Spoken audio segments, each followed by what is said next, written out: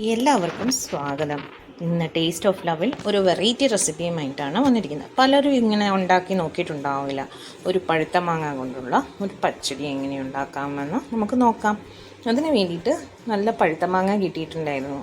അപ്പം അത്യാവശ്യം പൊടിയും മധുരവും ഒക്കെയുള്ള മാങ്ങയാണ്. അപ്പം 4 ഞാനതെടുത്ത് വെച്ചിട്ടുണ്ട്, വൃത്തിയായി കഴുകി വെച്ചിരിക്കുന്നതാണ്. പിന്നെ തേങ്ങ എടുത്തിട്ടുണ്ട്. ആവശ്യത്തിന് തേങ്ങ നമുക്ക് ഇതിനകത്തുനിന്ന് എടുത്ത് ഉപയോഗിക്കാം. ഉണ്ട ശർക്കര എടുത്ത് വെച്ചിട്ടുണ്ട്. ഇത് മുഴുവനായിട്ട് നമുക്ക് വേണ്ട. പിന്നെ പച്ചമുളക്, മുളക് പൊടി, മഞ്ഞൾപ്പൊടി. ഇനി ഇതിൻ്റെ കൂടെ വേണ്ടത് ജീരകമാണ്. അത് തേങ്ങ ചതയ്ക്കുമ്പം നമുക്ക് ഉപയോഗിക്കാൻ വേണ്ടിയിട്ട് ജീരകം ഇതിവിടെ എടുത്ത് വെച്ചിട്ടുണ്ട്. അപ്പം പിന്നെ ഉപ്പ് ഇവിടെ ഇരിപ്പുണ്ട്. ഇപ്പം ഇത്രയും സാധനങ്ങളാണ് ഞാനിവിടെ എടുത്തു വെച്ചിരിക്കുന്നത്. അപ്പോൾ ഇതെങ്ങനെയാണ് ഉണ്ടാക്കുന്നതെന്ന് നോക്കാം. അതിനു വേണ്ടി ആദ്യം ഞാൻ അടുപ്പിൽ ചട്ടി വെച്ചിട്ടുണ്ട്. അപ്പം മൺചട്ടിയാണ് ഉപയോഗിക്കുന്നത്. അപ്പം നിങ്ങൾ എന്താണോ നിങ്ങൾക്ക് ഉള്ളത് അതനുസരിച്ച് ഉപയോഗിക്കുക. അപ്പം ഇനി ഇത് നമുക്ക് ഒന്ന് വൃത്തിയായിട്ട് കട്ട് ചെയ്തെടുക്കാം. ഓക്കെ. അപ്പോൾ ഞാൻ നമ്മുടെ മാങ്ങ 4 മാങ്ങ ഉണ്ടായിരുന്നു. അതിനകത്തുനിന്ന് ഒരു 3 മാങ്ങ കൃത്യമായിട്ട് പറഞ്ഞാൽ നമുക്ക് കിട്ടി. ബാക്കി ഒരെണ്ണം നല്ലവണ്ണം കേടായിരുന്നു. അപ്പോൾ അത് ഞാൻ കളഞ്ഞു. അപ്പം ആ 3 മാങ്ങ വെച്ചിട്ടാണ് ഇപ്പം ഞാൻ ഉണ്ടാക്കാൻ പോകുന്നത്. ഇതിന് അത്യാവശ്യം പുളിയും മധുരവും എല്ലാം ഉള്ളൊരു മാങ്ങയാണ്. ഇപ്പം ചൂടിൻ്റെ കൂടുതലുകൊണ്ട് മാങ്ങയൊക്കെ പെട്ടെന്ന് ശരിക്കും പഴുക്കുന്നതിന് മുമ്പ് തന്നെ പൊഴിഞ്ഞു പോരുക. അപ്പം നമുക്കിത് അമ്മയുടെ ഇല്ലത്തുനിന്ന് കിട്ടിയതാണ്. അപ്പം അവിടുന്ന് അമ്മാവൻ തന്ന മാങ്ങയാണ്. അപ്പോൾ ഇത് വെച്ചിട്ട് നമുക്കൊരു പച്ചടി ഉണ്ടാക്കാം. അപ്പം അതിന് വേണ്ടിയുള്ള ഇവിടെ മൺചട്ടി അടുപ്പിൽ വെച്ചിട്ടുണ്ട്. അപ്പം ഇത് നമുക്ക് ചേർത്ത് കൊടുക്കാം. അടുപ്പ് കത്തിച്ചിട്ടുണ്ട്. ഇനി നമുക്ക് ഇതിലേക്ക് നമ്മൾ എടുത്ത് വെച്ചിരിക്കുന്ന മാങ്ങ ഇട്ട് കൊടുക്കാം. ചൂടായി വരുന്നതേ ഉള്ളൂ.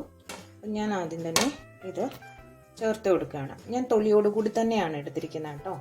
അപ്പം നിങ്ങളും അങ്ങനെ എടുക്കുവാണെങ്കിൽ അത് തന്നെ നമുക്ക് ചോറിൻ്റെ കൂടെ കഴിക്കാനുള്ളൊരു പച്ചടിയല്ലേ. അപ്പം നമുക്ക് ഇങ്ങനെ തന്നെ എടുത്ത് നോക്കിക്കോളൂ. ആദ്യമായിട്ടുണ്ടാക്കുന്നവർ ഇനി തൊലി കളഞ്ഞിട്ട് വേണം എന്നുള്ളവർ അങ്ങനെ ചെയ്തു. പക്ഷെ ഞാനിവിടെ തൊലിയോടുകൂടിയാണ് വെക്കുന്നത്. അപ്പോൾ മാങ്ങ ചേർത്ത് കൊടുത്തിട്ടുണ്ട്. ഇനി ഇതിലേക്ക് വേണ്ടത് നമുക്ക് ശർക്കരയാണ്. അപ്പം ഞാൻ എടുത്ത് വെച്ചിരുന്ന ഉണ്ട ശർക്കര അത് പൊടിച്ച് അത് ഇതിലേക്ക് ചേർത്ത് കൊടുക്കുന്നു.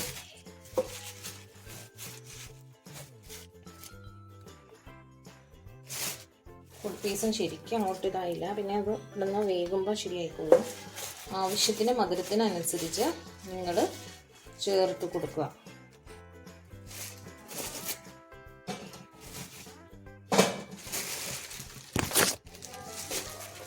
അപ്പോൾ ശർക്കര ചേർത്ത് കൊടുത്തിട്ടുണ്ട്. ഇതിലേക്ക് ആവശ്യത്തിനുള്ള വെള്ളം കൂടി ചേർത്ത് കൊടുക്കാം.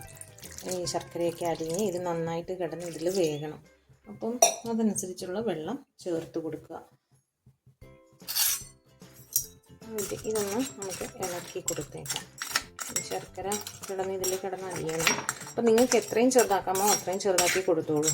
പിന്നെ ശർക്കര വെള്ളത്തിൽ കിടന്ന് അലിഞ്ഞ് ആയി വന്നോളൂ. എന്നാലും നമ്മൾ ചേർത്ത് കൊടുക്കുമ്പോൾ അങ്ങനെ ചേർത്ത് കൊടുക്കാൻ വേണമെങ്കിൽ കേട്ടോ. ഞാനിപ്പം പൊട്ടിച്ചപ്പം 2 വലിയ പീസായിട്ടാണ്, ബാക്കി ചെറുതുമായിട്ടാണ് കിട്ടി. ഇതിനകത്ത് കിടന്ന് വെന്തോളൂ. അപ്പം ഇതൊന്ന് നമുക്ക് അടച്ച് വെച്ച് വേവിച്ചെടുക്കാം. അപ്പം നമ്മുടെ ശർക്കരയെല്ലാം ഇതിലേക്ക് അലിഞ്ഞു നല്ല ഭംഗിയായിട്ട് വന്നിട്ടുണ്ട്. അപ്പം എനിക്കിത് കുറച്ച് മാമ്പഴമല്ലേ ഉള്ളൂ. അപ്പം ഞാൻ അതനുസരിച്ച് തേങ്ങ ഇവിടെ ചതച്ച് വെച്ചിട്ടുണ്ട്. 1/2 തേങ്ങ എടുത്ത് അതിനകത്ത് ജീരകവും പച്ചമുളക് ഒരെണ്ണവും കൂടെ ചേർത്തിട്ടുണ്ട്. അപ്പോൾ ഇത് ചതച്ച് വെച്ചിരിക്കുന്നതാണ്. ഇതിലേക്ക് നമുക്കിനി ചേർത്ത് കൊടുക്കാം. കുറേശ്ശെയായിട്ട് ഇതിലേക്ക് ചേർത്ത് കൊടുക്കാം.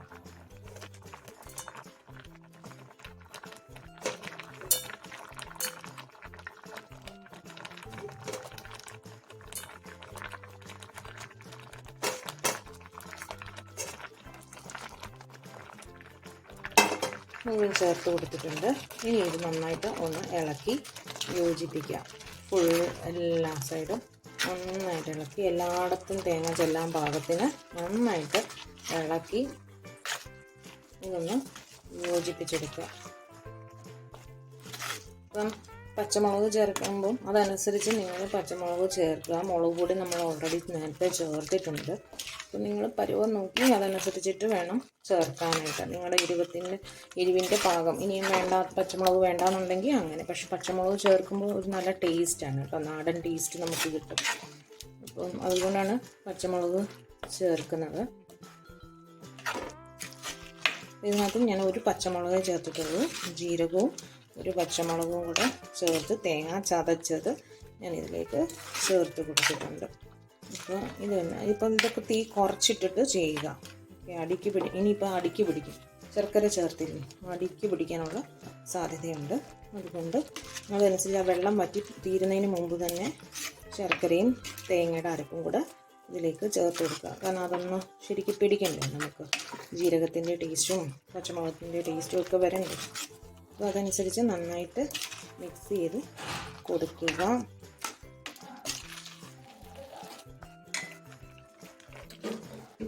ഇതിലേക്ക് അല്പം വെളിച്ചെണ്ണയും കൂടെ നമുക്ക് മുകളിൽ ചേർത്ത് കൊടുക്കാം.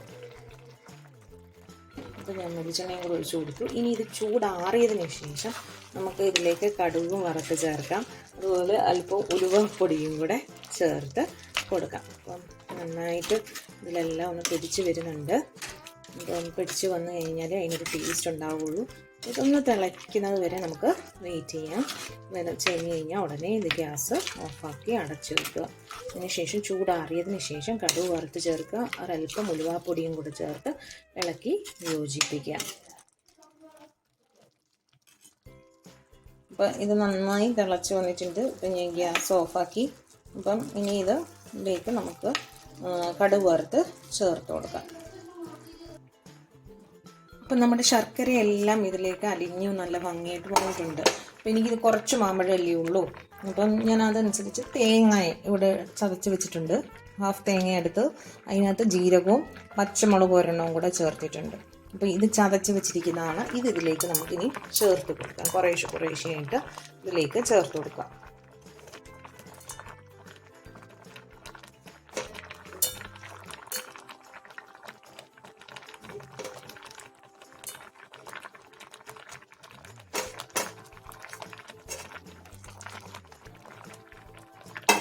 മുഴുവൻ ചേർത്ത് കൊടുത്തിട്ടുണ്ട്. ഇനി ഇത് നന്നായിട്ട് ഒന്ന് ഇളക്കി യോജിപ്പിക്കുക.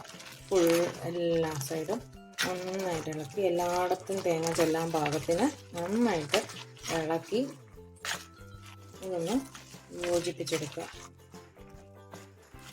അപ്പം പച്ചമുളക് ചേർക്കുമ്പം അതനുസരിച്ച് നിങ്ങൾ പച്ചമുളക് ചേർക്കുക. മുളക് പൊടി നമ്മൾ ഓൾറെഡി നേരത്തെ ചേർത്തിട്ടുണ്ട്. അപ്പം നിങ്ങൾ പരുവം നോക്കി അതനുസരിച്ചിട്ട് വേണം ചേർക്കാനായിട്ട്. നിങ്ങളുടെ എരിവിൻ്റെ പാകം ഇനിയും പച്ചമുളക് വേണ്ടാന്നുണ്ടെങ്കിൽ അങ്ങനെ. പക്ഷെ പച്ചമുളക് ചേർക്കുമ്പോൾ ഒരു നല്ല ടേസ്റ്റാണ്. ഇപ്പം നാടൻ ടേസ്റ്റ് നമുക്ക് കിട്ടും. അപ്പം അതുകൊണ്ടാണ് പച്ചമുളക് ചേർക്കുന്നത്. ഇതിനകത്തും ഞാൻ ഒരു പച്ചമുളക് ചേർത്തിട്ടുള്ളൂ. ജീരകവും ഒരു പച്ചമുളകും കൂടെ ചേർത്ത് തേങ്ങ ചതച്ചത് ഞാൻ ഇതിലേക്ക് ചേർത്ത് കൊടുത്തിട്ടുണ്ട്. അപ്പോൾ ഇത് തന്നെ ഇപ്പം ഇതൊക്കെ തീ കുറച്ചിട്ടിട്ട് ചെയ്യുക. ഇനിയിപ്പോൾ അടിക്ക് പിടിക്കും, ശർക്കര ചേർത്തില്ലേ, അടിക്ക് പിടിക്കാനുള്ള സാധ്യതയുണ്ട്. അതുകൊണ്ട് അതനുസരിച്ച് ആ വെള്ളം വറ്റി തീരുന്നതിന് മുമ്പ് തന്നെ ശർക്കരയും തേങ്ങയുടെ അരപ്പും കൂടെ ഇതിലേക്ക് ചേർത്ത് കൊടുക്കുക. കാരണം അതൊന്ന് ശരിക്കും പിടിക്കണ്ടേ, നമുക്ക് ജീരകത്തിൻ്റെ ടേസ്റ്റും പച്ചമുളകിൻ്റെ ടേസ്റ്റും ഒക്കെ വരണ്ടേ. അപ്പോൾ അതനുസരിച്ച് നന്നായിട്ട് മിക്സ് ചെയ്ത് കൊടുക്കുക.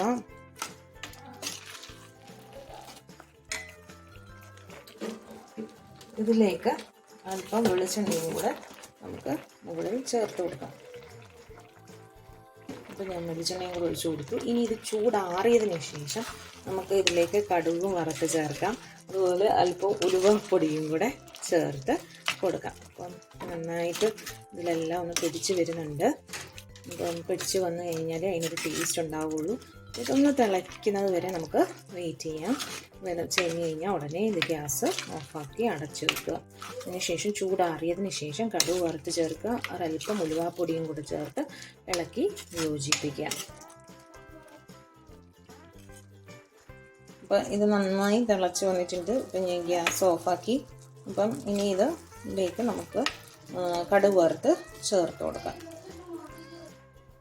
കടുക് വറുക്കുന്നതിന് വേണ്ടിയിട്ട് ഒരു ചീനച്ചട്ടിയിൽ ഇച്ചിരി വെളിച്ചെണ്ണ ഒഴിച്ചിട്ടുണ്ട്.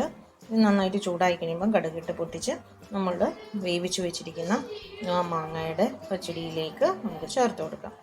അപ്പം എന്തേ എണ്ണ ചൂടായി വരുന്നുണ്ട് നന്നായിട്ട്. ഇരുമ്പിൻ്റെ ആയതുകൊണ്ട് പെട്ടെന്ന് ചൂടാവുകയും അപ്പം നന്നായിട്ട് ചൂടായി വരുന്നുണ്ട്. ചൂടായി വന്ന സമയത്ത് ഞാൻ കടുക് ഇട്ട് കൊടുക്കുകയാണ്. കടുകിട്ടു. ഒരു വറ്റൽമുളകും കൂടെ ഇതിലേക്ക് ഞാൻ ചേർത്ത് കൊടുക്കും.